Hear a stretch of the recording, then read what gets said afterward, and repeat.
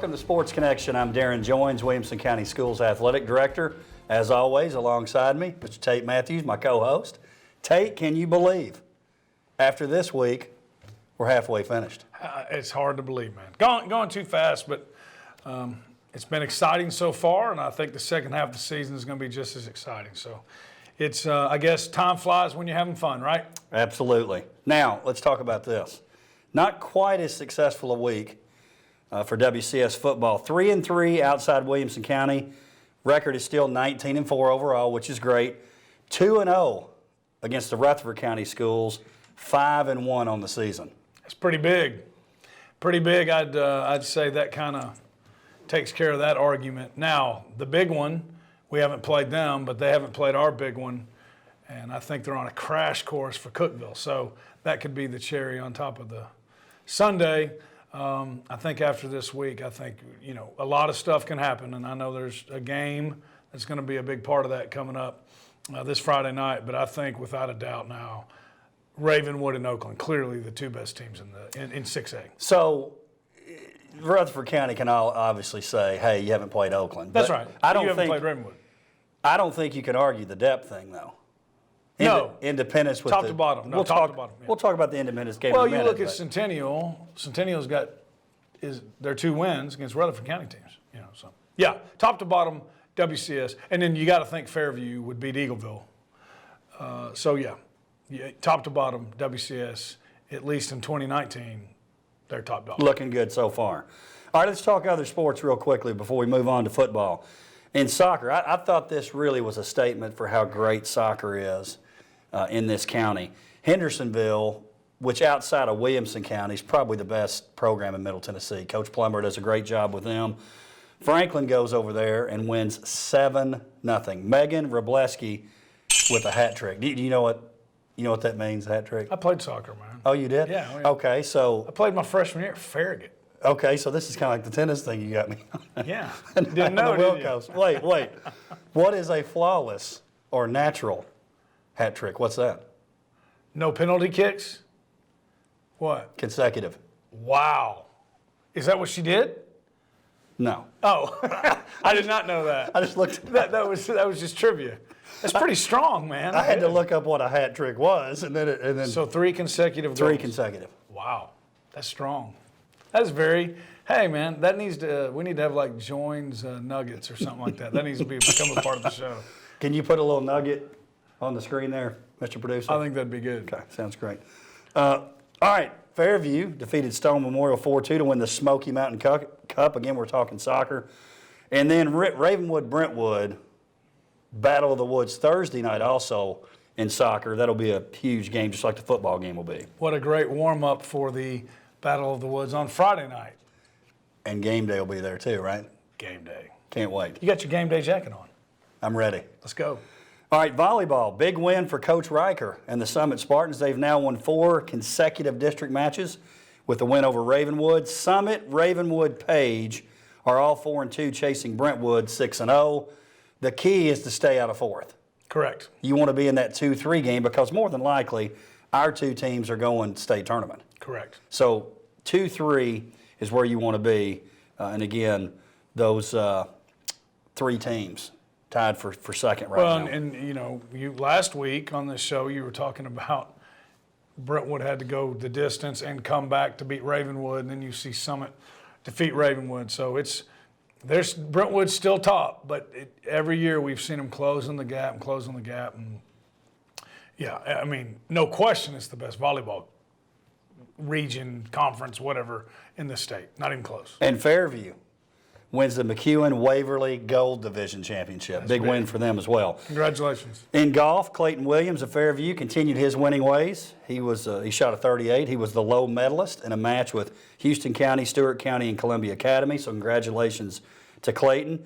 And then Reggie Grimes, Ravenwood senior football player, was named to the Under Armour All-American team. That game will be played January 2nd in Orlando. So that's obviously a pretty big deal, Tate. Huge deal. There's 2 games that really matter. The Army, it's an Army All-American game in San Antonio.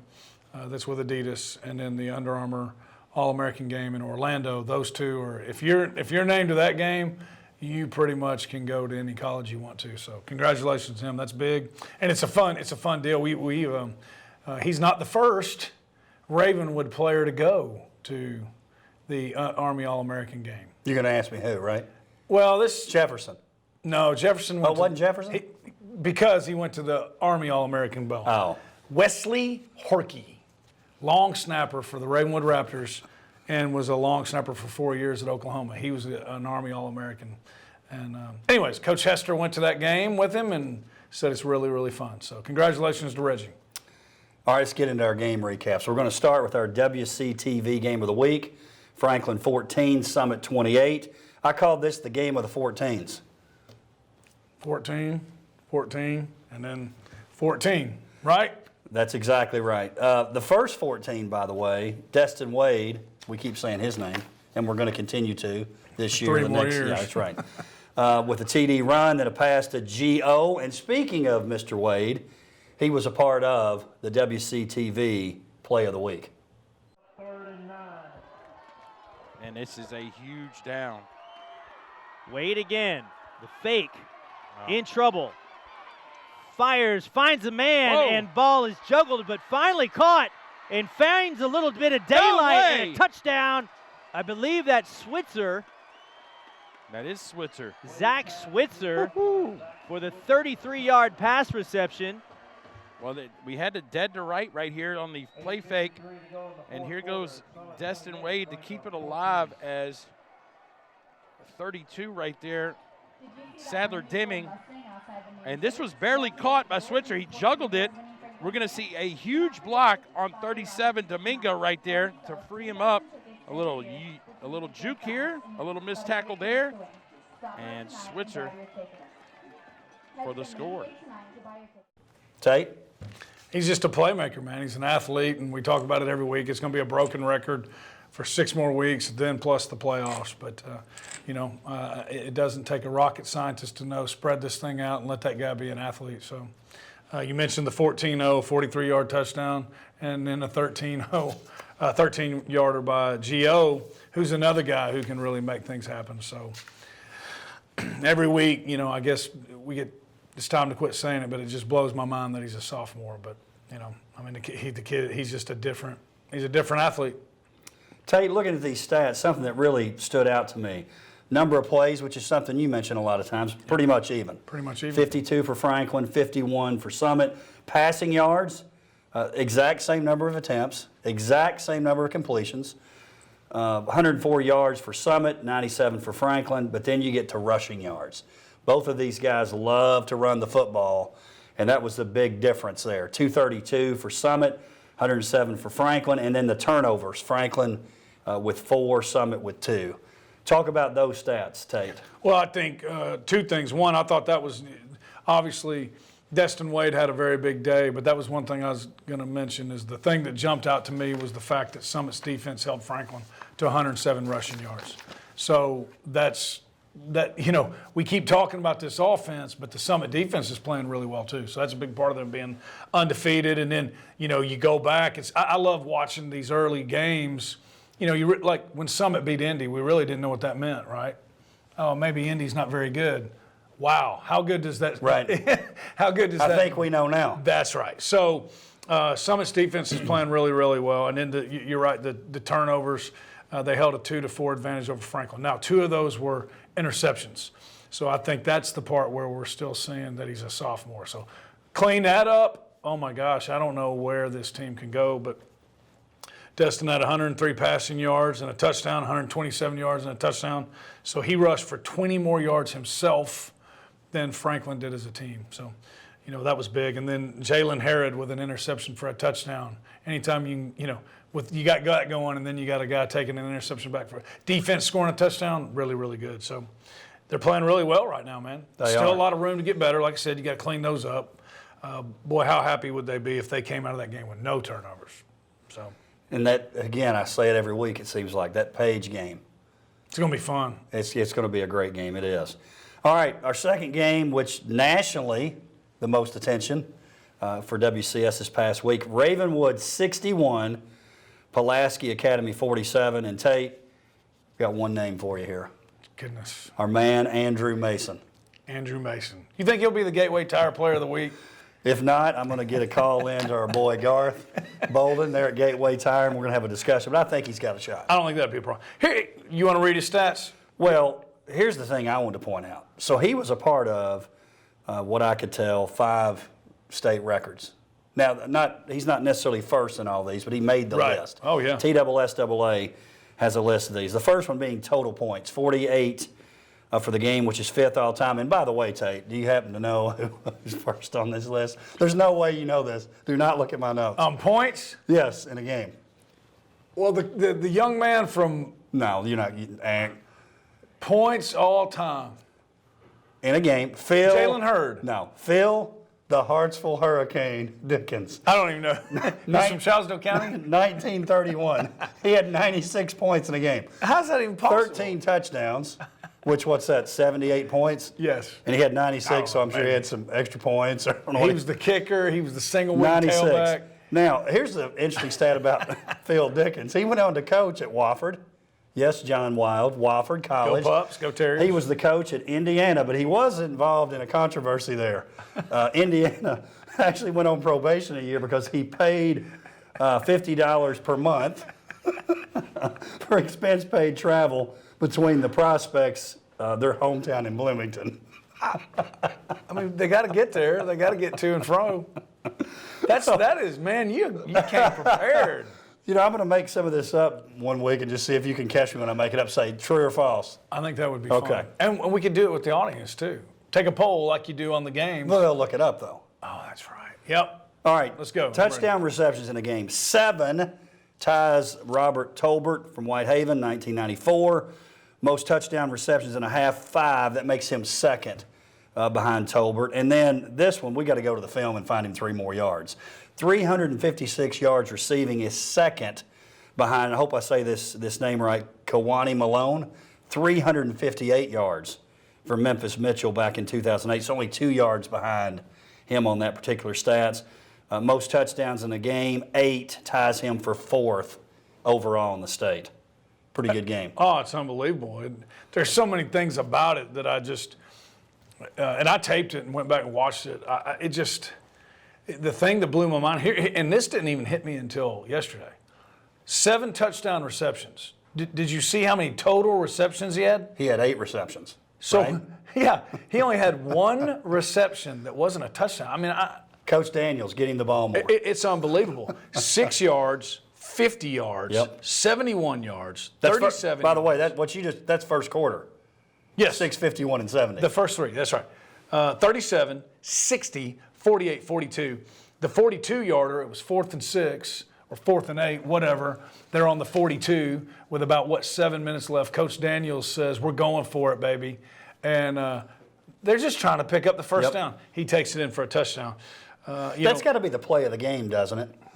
Because they're up, 8 at that point?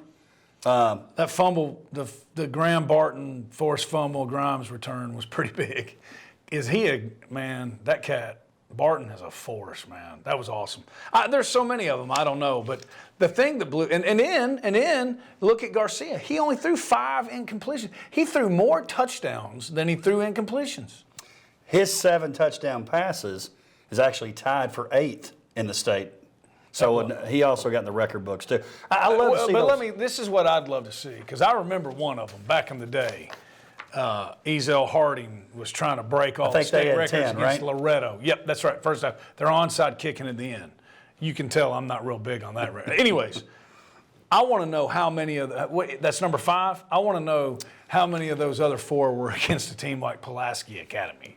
Right. A 7-time, 6-time, whatever state champion. Right. So if you're going to put level a game, I mean, that's obviously one of the best games ever. Yeah, I'm going to go with this game. And credit Pulaski, we talked about this a lot, but before this game, hanging in there with their style of play. They're down 21-0, didn't seem to blink. Yep. Just kept hanging in there, and then you look up and it's 40-32. Well, I was going to ask you this, like going back to your basketball days. You were going to run the 1-3-1. Right. Okay. That's what I couldn't figure out. Like, the young man had 8 receptions, 7 of them were touchdowns. I think this was it. Why wouldn't you double him? Whatever. Now, I know that there's so many weapons, but, we got to take that away. I took it as we're going to do what we do. We've been real successful. Right. I think they thought they were going to come back and outscore them. Is that what you took from that? Maybe, and I know for me, because a lot of people, you can question, and this happened to me during my career, maybe there were some games that our teams didn't win because we stayed in the 1-3-1. But my thought was, you perfect it, and by the time you have to win a game in the sub-state, you're better at it. So maybe sacrificing a game early in the year for maybe getting where you want to go at the end of the year, and maybe that's what they're doing style of play-wise. Yeah, makes sense to me. I mean, kind of hard to argue with the results, but they paid for it Friday night. They definitely, and I'm going to guess too, again, no offense to football in the state of Arkansas, I don't think they're going to see the athletes that Ravenwood puts on the field. My good friend, Coach Jerry Elledge, went to the game. He stood on the Pulaski side, and he said, he loves high school football, and he said they said that. It's been a long time, if ever, since we've seen anybody that looked like this team. So great game. I tell you, Ravenwood, getting ready for that Brentwood game, that's a great lead up to it. This may have taken a little bit off the game, the next game, and not really. I mean, it's the Battle of the Woods. I was surprised at this outcome. I knew it'd be a great game, but I thought Brentwood would go to Henry County and get a win. And you'll see with my picks here in a minute that I messed up a few times. Yeah, I did too. Brentwood 14, Henry County 21. You wonder if, not that Coach Crawford wouldn't make an excuse, but that's a long trip, like you mentioned last week, to Paris, Tennessee. You think that has any bearing on how that plays out? Yeah, I do. I mean, it's a tough place to play. It's a tough trip. And I think they're pretty good. We're seeing Beach is still undefeated. Beach had to come back and only beat them by 1. So they're good. But I think, if Coach Crawford was here, he'd tell you it was, there's really nobody to blame but the Brentwood Bruins. It's a game they could have won. It's one of those nights, it sounds like they just didn't play real well. The passing game wasn't going. Granzow was 10 for 31. Now, that wasn't all him. I'm not saying that. But, right. He's been, you know what I'm saying? Yeah. I mean, that's more incompletions than he'll probably throw the rest of the season. Did have 2 rushing touchdowns, but they just, if you talk to the coaches, they felt like for the first time all year they were kind of undisciplined. Now, good thing is this one doesn't count. This next one does. I'd say I'd love, if you like watching practices, Murray Lane would be a good place to go watch practice this week because they will clean that up, guaranteed. Think there's any chance those practices will be closed? Maybe, yeah. See, that's the difference between a football field and a gym. I can close the door. That's so right. Football, you can kind of slip around, act like you're picking up trash somewhere, right? And I don't even, I don't even know that it has to be an ugly thing, but eye-opener for sure. And I think it was. I still think Brentwood's one of the best teams in 6A. I agree with you. All right, our next game, Centennial, 26, Siegel 7. I'm going to guess that Siegel has had enough of WCS. Wouldn't you? 0-3 against Williamson County Schools teams. And you mentioned this earlier in talking about WCS versus Rutherford County. Centennial, that's their 2 wins. That's right. Against Rutherford County. And they dominated this game. And yeah, without a doubt. And it was a win they needed. Right, and so I know Coach Kreisky was very happy about it. But the thing I love, Desmond Smith, we talked about at the beginning of the year. This guy, he might, we've got so many good running backs. He might be the best. I don't know. But 128 yards, 7.1 yards per carry. The thing we don't ever talk about is, I don't care how good you are, right? 7.1 yards per carry. You got 5 guys up front. You got some wide receivers on the outside. And that offensive line's playing well right now. So that was big, and he's a game breaker. And then Marcel, it was good to see. It looks like he's getting back to 100%. Mm-hmm. He had 2 touchdowns and was 10 for 17. So, yeah, it was a really good win for them. They needed it. Marcel to Townsville. That's 3 names we keep saying for Centennial. I think Smith, you're going to keep hearing it. Marcel, I can just leave that on my sheet. Right. But that connection, 2 touchdowns. I'm talking Marcel to Townsville. Antonio Forrest had 2 touchdowns, so shout out to him. Congratulations. 119 yards. Oh, that's a heck of a connection. It really We got a is. lot of them in WCS. Next game, again, this is another one that took me off guard a little bit. Me too. Fairview 24, Waverly 26. Anakin King did have a nice game there for Fairview. And then Logan Nardozzi, but just not enough King and Nardozzi to go to Waverly and get that win. Well, they were up at halftime, and then Waverly came out and scored 14 unanswered. Now, I don't know his name, but Waverly's been good. The guy who's the new head coach there, he's the guy who was the head coach at Whitwell last year who won the state championship. So Is Les Trotter, you think, helping? he's assistant. He's got like admin duties on Friday night. I think he's like the Wonder muscle. what those are. I know telling. Sorry. I hope it's not making tweets. And anyways, he's getting ready for basketball season. Now, I was surprised, and I don't know what the distance on this. I don't know if you saw this or not. I was talking to Coach Ricky Jones, who was at that game. Fairview did miss a field goal. Obviously, they're not going to miss a lot of field goals. No. Talented kicker there. They did have a chance to win that game at the end. Not a region game, so nobody really hurt there. But, again, I was a little surprised. I think it's one of those things, it's like victim of your own success. Right. We expect to see Fairview win those games. Well, without a doubt. But now that game's gone back and forth. It's been more Fairview the last 2 years. But that game's been a good rivalry game. They're very similar. All right, so we're talking about a lot of surprises this week. This is the surprise in my mind. And by the way, make sure you said you were going to keep up and not pick Indy, right? Correct. You said you were going to do that. So that 3 times in a row you picked against them, they won, right? I know. I guess I have to finish it out. Not necessarily. I mean, I didn't think Indy would win this game. I thought it'd be a good game. But to dominate like they did, 49 unanswered points. Well, they were up 28. Yeah, correct. And it ended up winning 49-13. They were up 28-7 in the first quarter. That game blew my mind, man. That was a big win. I don't think very many people outside of Independence gave them a chance to win. And the Independence faithful let me know about it this week. They should have. They should have, because that was a thumping, man. But, just a really good win. I don't know what else to say. Saw Coach Blade on Thursday. He felt good about the game. But he likes his team. He likes his team. I'm telling you, he does. But because Blackman's loaded with so many athletes. He was telling me Blackman lost by 3 to Ravenwood. They were inside the 5 twice and came away with no points. So I don't think, I think Coach Blade expected to win. Do you think he thought they were going to hold Blackman to 13 points? No. I don't. No. And they scored a meaningless touchdown to end the game. That's how the game ended. That's right. But your boy Ethan Cash, we talk about all these quarterbacks, 327 yards, 5 touchdowns. Here's the other thing that blew my mind. All 5 of them were to Chase Bishop. I don't understand. One, Chase Bishop's getting going. He had a 70-yard bomb.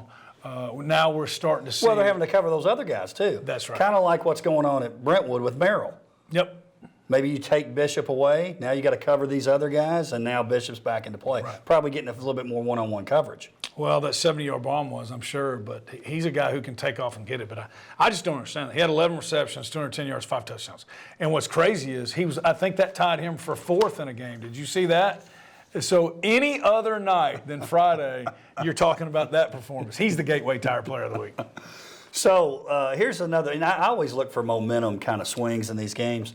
And I don't know if you read this. So Blackman scores, are up 7-0. First offensive play of the game for Independence. They fumble. Cash completes a pass to Jackson Campbell. They fumble. Independence recovers it. They go on to score. What if they don't recover that? Blackman cashes one up, they're up 14-0. You never know. Could be different. And it's hard to say that when a game was 49-13, but that's a big win, man. Big Mo is important in these games. Well, ever since, so going back to what we talked about at the beginning, ever since the Summit win, Indy's 3-0, and they started off. They lose to Summit. They start off. They're down 10-0 in the first quarter to CPA. From second quarter to CPA game on, they're as hot as anybody. What I consider to be the second biggest surprise of the week was Page. Now, you said this would be a good game. I predicted a Page blowout. Well, when you can go get kids from Reno, Nevada, and Texas. Hey, and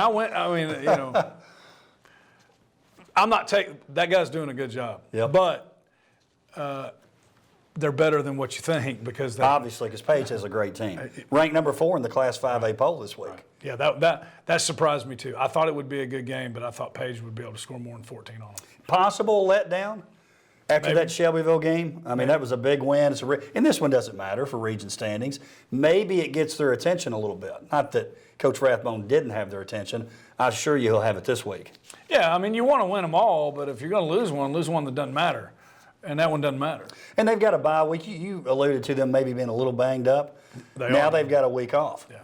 So probably coming at a perfect time. Well, and you know, the guys that have been making plays for them all year long continue to do that.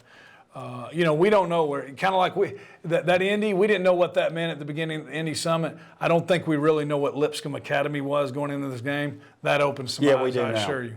We do now. Real quickly before we move on to our games this week, Cade Walker, 16 for 24, 132 passes. As we say every week, Bubba Johnson getting in the end zone, had 115 yards, 14 carries, 2 touchdowns. You think they're glad he came back? I'd say yes. Yeah. I'm going to say yes. All right, this week's game. Page is off, as we mentioned. Brentwood, Ravenwood. Battle of the Woods, game day. And by the way, we're not picking that game today. That's right. We'll wait. And this sounds totally ridiculous when you're talking about getting ready for this game. But if it wasn't Brentwood, Ravenwood, it feels trap game-ish to me for Ravenwood. But I think because it's such a big game, maybe that's out the window. Yeah, and I'm telling you, we've been watching this for a while now. The favored team doesn't always win in this game, man. But I will say this. Brentwood, but game day's coming. The Brentwood Bruin Nation better bring it. Did you see that crowd? I did. Okay. They better bring it. They're going to bring it. I think they will. They're going to bring it. All right, here we go. Centennial at Dixon. Dixon coming off their first win of the season, 13-12 over McGavock. Someone will get their first region win here. Coach Christie's got to be feeling pretty good. Where his team's at right now. I think he does, but Dixon County's actually playing a little bit better. They hadn't scored all year long. But do you know what a definition of a streak is? More than one, right? Okay. Centennial's going to get their first winning streak of the year. I thought that was a trick question. Kind of was. All right, Fairview, 2-2, 1-0, taking on Sycamore. Finally coming back home after 3 road games. This one really is. Waverly's a good football team. This one's White House Heritage, Popcorn City, Sycamore. And Fairview's better than White House Heritage. Right. Franklin at Independence, which will be the WCTV game of the week. It's homecoming week for Independence, and maybe a tale of 2 confidence levels. It could. Here's what's not fair. You know what I think of Dr. Defense. I know he's going to have a game plan. Independence is hot. Outside of Ravenwood, maybe the hottest team. Right. But I promised it. So we're in a competition here. I'm setting but it I'm up. giving Independence my word. I wouldn't pick them anymore. I gave Summit my word. All right, I'm going with Independence. I'm going back on my word. Man, if they lose. Which we hadn't picked yet, by the way. We're just talking about the game. We're close. We're close. All right, almost done here. Summit at Overton. Yeah, we can move past that one. Summit off to the best start in school history, 4-0 at 0-4. Overton. Nolensville after a bye week, 3-0, taking on Lawrence County. Lawrence County much improved. Yes. 2-8 last year, 0-5 in the league. Probably much improved on the scheduling too. Both. But still, they're winning. They do a good job, and they'll have a running back that they can give the ball to. And Nolensville can't just show up; they're going to have to play well. And I wonder if they go 4-0, is that the best? We need to look that up. Is that the best start in Nolensville school history? I'm going to say yes. I think 3-0 was. 3-0 was awesome. I think we mentioned that last couple of weeks. All right, here we go. Our pick'ems last week. I came back to the pack. 2-5, 22-7 on the year. Tate, you were 3-4, 1 game behind. 21-8 on the year. Dr. Qualls, 3-4. He's now tied with me, 22-7 on the year. But the fans, and by the way, I'm getting beat by a couple of basketball kids. Continue to go to WCSCO Athletics on Twitter. The fans are in first place, coming in at 23-6, and they missed the Independence game too, by the way. But they were still 3-4. All right, here we go, real quickly, our picks. Centennial at Dixon, I'll start off going with the Cougars. Cougars. Fairview versus Sycamore. Popcorn City, Fairview. I agree. Franklin at Independence. I'm going Independence. I'm going Independence too. Man, I hope they're rolling. Wow. They're rolling. Summit at Overton, no way I'm picking against Old Sparty. Going ahead and let Old Sparty know I've picked against them twice. That's 2 of my 7 losses. That Page game, maybe I break that streak. Ooh. either by picking them or them not winning when I pick against them. That's right. I'm going Summit, obviously. Coleman's got his boat captain on. May have it on right now. He's got it on. He's got the tunes on Eric Church, and he's got that hammer pushed all the way down. Boat race. Nolensville, Lawrence County, Nolensville. Boat race. And then we'll pick. The question is, does Samson Johnson get his 4th touchdown in as many games? Yes. I say he has a multi-touchdown game. And then our final game, we will pick at game day. I can't wait. Battle of the Woods. So we picked every game the same. Do you feel like you know who you're going to pick? Don't give it away. Or, yeah, I do. Or do you want to see how this week unfolds? I feel like I know. I need to see a few things, but I'm ready. Tate, as always, great being here with you. Yep. We'll see you next time.